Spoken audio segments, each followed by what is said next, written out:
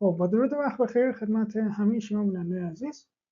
امیدوارم هر چه که هستید سالم و سربلند باشید و من رو بخواید با ادامه این برنامه همراهی کنید. همونطور که توی این لیست بهتون اشاره کردم درس‌های مختلفی درش ارائه شده که امیدوارم درس‌های قبلی رو خوب مرور کرده باشید، به سوالات جواب داده باشید و بخواید من رو با درس امروزی که براتون در نظر گرفتم همراهی کنید. یادتون باشه قبل از اینکه به این درس بپردازید بایستی جواب سوالات رو که توی دروس قبلی این لیست گذاشته شده بدید تا بتونید با اطلاعات کافی مطالبی که توی این درس براتون ارائه شده رو متوجه باشید. چون در ادامه این درس همونطور که انتظارش رو دارید من بهتون تکالیفی رو میگم که اون تکالیف رو توی دفتری می‌نویسید یا توی کامنت می‌نویسید تا من بتونم به صورت جزئی بهش بپردازم اگر وقت بشه. در غیر این صورت دوستان دیگه هستن که توی کامنت شاید بخوان بهتون پیشنهاداتی بدن که شما توی یادگیری زبان کمک کنه. پس با من همراه باشید.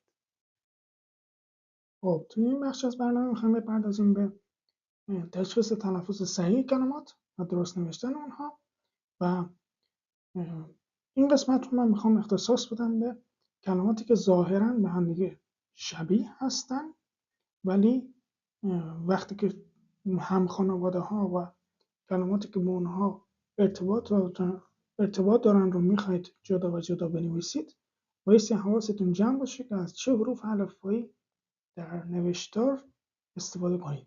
چه موقعی این به دردتون میخوره؟ موقعی که توی امتحان ایمبرخرین یا موقعی که توی امتحان استاتس اکزام بخواید مطلبی رو که بشنوید روی کاغذ پیدا کنید یا روی اون برگه امتحانی رو که دارید پر میکنید بنویسید و بایستی حواستون جمع باشه که کلماتی که میگه خیلی شباهت به هم دیگه داره. کلماتی هست که 100% شما اونها رو قبلا شنیدید ولی اختلاف کوچیک درشون هست که باعث میشه در امتحان اسخریفن یا در امتحان دیکته و نوشتار شما سرنوشتتون به قول معروف عوض بشه. امیدوارم این ویدیو بتونه بهتون کمک کنه و ویدیوهایی مثل این که براتون حاضر شده. بریم ببینیم چه خبره.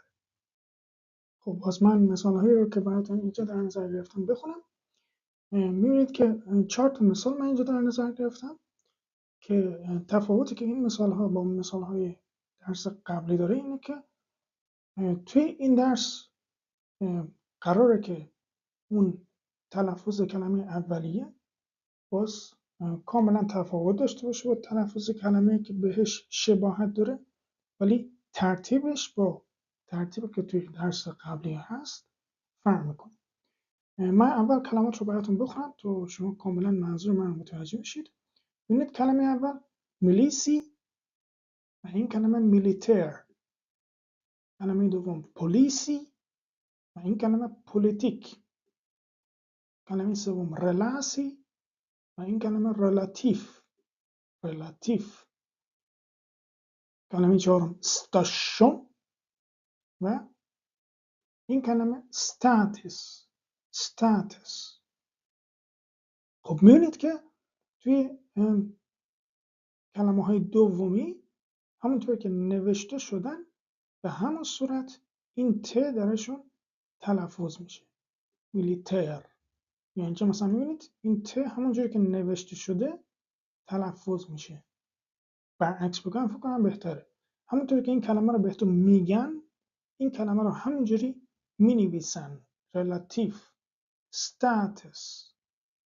اما برعکس اگر این کلمه رو ازش مشتق بگیرن و به این صورت بنویسن اون موقع دیگه من فلش های کلمات بعدی رو نکشم که زیاد صفحه به اصطلاح بدخط نشه یا آلوده نشه.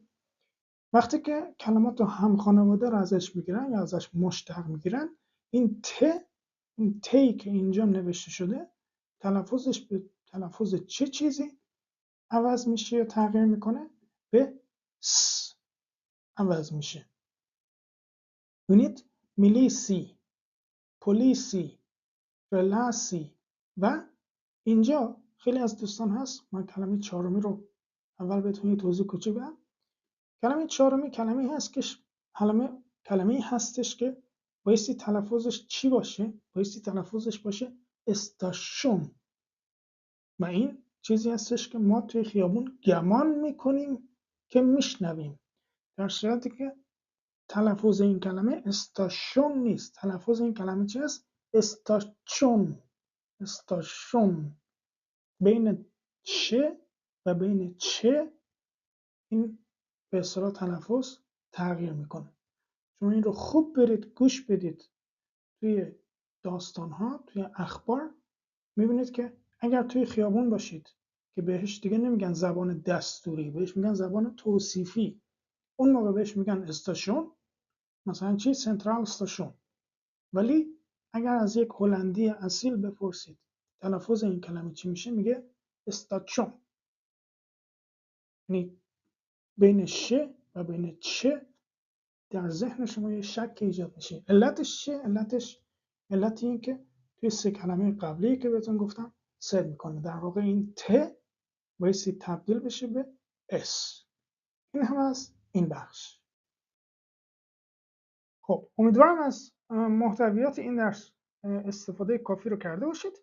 نوبتی هم که باشه، نوبتی اینه که بریم ببینیم که آیا اهدافی رو که من توی این درس براتون در نظر گرفته بودم رو شما دریافت کردید، متوجه شدید و مطلب جدیدی رو یاد گرفتید یا نه.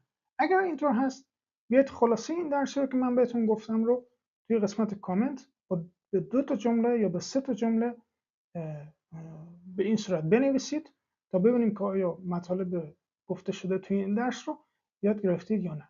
وقتی که خلاصه رو نوشتید، وقتی که ریشه اصلی، مبحث اصلی درس گیرتون اومد و تونستید به قول معروف متوجه بشید، برید و راجع به مطالبی که توی اون درس گفته شده مثال بزنید.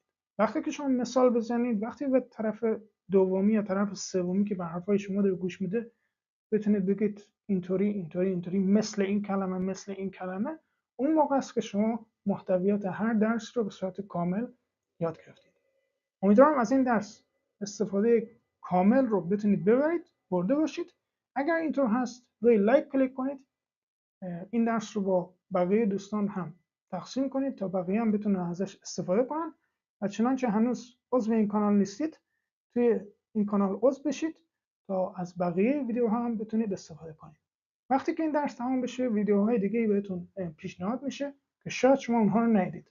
برید و از اونها هم سر بزنید، شاید دیدید که از اونها هم بشه استفاده کرد.